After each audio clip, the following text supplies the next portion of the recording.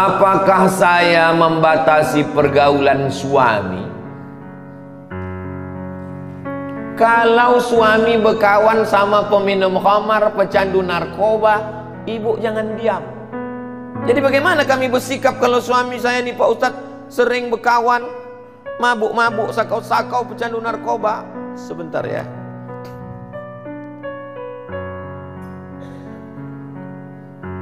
Kalau ada suami ibu berkawan sama pecandu narkoba, catat nomor ini baik-baik. 0813 11 44 2193, nomor BNN, Badan Narkotika Nasional. Sekarang mungkin ibu belum tertarik untuk menulisnya, tapi nanti kalau ingat, cari ceramah saya di Masjid Hijir Ismail di menit yang pokoknya pas di ujung-ujung pas tanya jawab. Hubungi BNN, suruh tangkap. Karena kalau ibu menasehati, janganlah bang pakai narkoba bang. Oh dia amuknya ibu, tangkap dia. Sesudah tangkap, jenguk. Insya Allah udah menangis darah dia. Biar agak-agak 3 malam. Orang kalau tidak dikasih efek jerah, kalau tidak shock terapi, dia tak akan takut. Nah, mesti begitu. Nanti kalau ada orang yang mengeluh suaminya, suami pecandu narkoba, suami pejudi, suami ini, suami jahat, suami nakal, segala macam. Insya Allah kalau pakai jurus saya ini, gimana suaminya bu? Alhamdulillah Pak Ustadz sudah ditangkap. Tak mampan lagi nasihat zaman sekarang. Bagaimana dengan perempuan yang tidak berjamaah subuhnya tapi mau melaksanakan sholat sunat isyraq di rumah? Di rumah itu usahakan ada namanya musolla al-bait. Musolla al-bait dalilnya Nabi datang bertamu ke rumah sahabat. Setelah makan Nabi bertanya, aina turidu an usolli? Di mana kamu mau saya sholat di rumahmu? Kata sahabat, sholat di sini ya Rasulullah. Nabi pun sholat. Tempat sujud Nabi di rumah itu dijadikan musolla al-bait. Itulah dalil sunnah membuat satu sudut rumah musolla. Tapi rumah kami tak besar Pak Ustadz, bukan rumah orang kaya, tak ada musolla khusus. Tak perlu. Buat aja satu sudut yang biasa sholat di situ, sholat duha di situ, tahajud di situ, letakkan sajadah di situ. Maka menurut mazhab Hanafi, musolla al-bait, perempuan boleh iktikaf di situ. Laki-laki tak boleh. Laki-laki mesti di masjid. Perempuan yang berat, ada anak kecil, kesulitan, kesusahan, dia boleh iktikaf di situ dan dia boleh sholat sunat isyraq. Ya bagi yang berat, karena sholat sunat isyraq mesti di masjid. Oke dia sholat di situ, habis itu dia berzikir baca Quran sampai masuk waktu jam 6.11, habis itu baru dia selanjutnya ada aktivitas-aktivitas. Hilang pula pertanyaan yang tadi yang kertas itu ada. Saat ini saya sedang dilema, sudah lama menantikan momen pencerahan dari Ustadz. Saya merupakan salah satu anggota dari orang Islam. Suatu ketika terdengar kabar tak sedap bahwa atasan kami melakukan sebuah tindakan kemungkaran, memakai uang umat untuk hal pribadi, tapi adanya musyawarah. Sampai suatu hari kami beberapa anggota yang dapat dipercaya melakukan interogasi. Akhirnya memang terkuak bahwa dia menggunakan uang untuk keperluan pribadi tanpa ada campur tangan dari pihak bahkan keluarganya tak tahu menahu.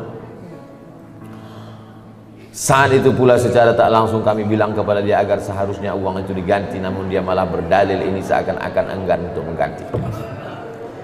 Alasan lain kenapa kami enggan untuk melaporkan ini kepada pihak adalah alasan keluarganya takut menanggung malu akibat dari perbuatannya, juga untuk menjaga citra baik agama Islam. Mulai saat ini saya secara pribadi sudah benci dengan dia. Saya sudah berusaha dengan hati maupun perkataan, bahkan sampai saat ini ketika melihat hati ini terberi geram, tak mau datang. Ditambah lagi sampai saat ini masih berlanjut isu dia kerap melakukan kecurangan. Seperti yang Ustadz sampaikan, kita begitu membara berapi-api kita yang menjaga kelakuan bejat Zionis Israel berada di Palestina. Tapi ketika melihat kemungkaran di depan mata kita diam. Laporkan ke polisi. Kalau mau ganti, kalau takut melaporkan Fir'aun ini ke polisi, ganti duit yang hilang itu, karena itu duit umat. Duit masjid, duit ormas, itu duit umat. Pertanggungjawabannya kepada umat. Kalau tak mau melaporkan dia karena menjaga nama baik, ganti duit. Tapi kalau tak sanggup mengganti, lapor ke polisi. Akan disita barang dia untuk mengganti duit. Ustadz, sekretaris kita memakai duit. Melaporlah wakil saya ke saya. Dekat rumah mak saya. Saya ketua. Ini wakil saya, sekretaris memakai. Berapa dipakainya? 45 juta. Saya bilang, lapor ke polisi, penjarakan dia. Malulah kita Pak Ustadz, begitu begini, nanti kami ini. Pergi saya ke kamar, saya ambil duit. Ini 45, masukkan ke kas, mengganti si hantu belau setan laknatullah alaihi. Keluarkan dia dari pengurus, jangan masukkan lagi. Kalau mau, ganti pakai duit pribadi. Kalau tidak, laporkan ke polisi. Jangan diam. Kalau takut melaporkannya, laporkan ke saya. Nanti datang, jumpai saya. Biar saya melaporkan ke Pak Kapolres. Lengkap dengan KTP semuanya. Biar saya melaporkan ke Pak Kapolres. Biarlah saya terlambat pulang nanti agak 1 jam. Yang didiamkan. Kenapa didiamkan? As-sakitu anil haq. Diam melihat kemungkaran, setan akhras, setan bisu. Di dalam Islam ini ada namanya akhlak, tapi juga ada namanya hukum. Pencuri, as-sariqu was-sariqatu faqta'u aydiyahuma, potong tangannya. Pezina, az-zaniyatu faz-zani fajlidu kulla wahidin minhuma mi'ata jaldah, cambuk 100 kali kalau belum berbini. Kalau sudah berbini, farjumuhumal battah, lempar batu sampai mati. Islam ini bukan cuma akhlak, Islam ini ada hukum. Untung syariat Islam tak dilaksanakan. Kalau dilaksanakan syariat Islam tak betangan kau bilang. Masih syukur aku masih mau pakai hukum polisi, kau cuma di penjara. Apa pula malu kepada agama Islam? Ini buktinya dia terus melakukan kecurangan. Ini kertas-kertas ini saya simpan, saya bawa balik. Karena kalau tak saya bawa balik, tinggal di sini tanya tulisan siapa tadi itu. Mudah-mudahan Allah menjaga kita semua insyaallah.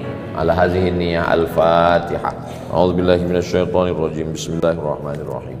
Alhamdulillah Rabbil Alamin Ar-Rahmanir Rahim Maliki Yawmiddin Iyyaka na'budu wa iyyaka nasta'in Ihdinas siratal mustaqim Siratal ladzina an'amta 'alaihim ghairil maghdubi 'alaihim waladdallin amin Allahumma shalli ala sayyidina Muhammad wa ala ali sayyidina Muhammad Ya Rabbi bil Mustafa balligh maqasidana waghfir lana ma madha ya wasi'al karami Ya Allah, sampaikanlah maksud niat baik kami berdiri TK tahfiz Quran, SD tahfiz Quran, SMP tahfiz Quran, Madrasah Aliyah tahfiz Quran, Pondok Pesantren tahfiz Quran Hijr Ismail ya Allah.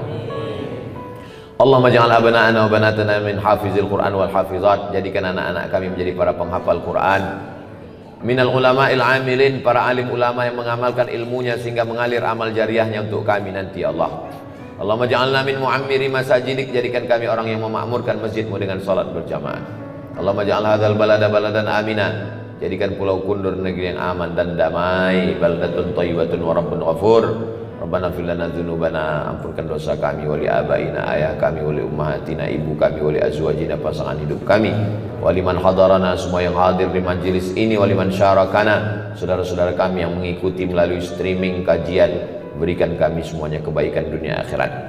Allah marzuqna rizqan halalan thayyiban mubarakan fih, berikan kami rezeki supaya kami dapat berinfak, beramal, bersedekah.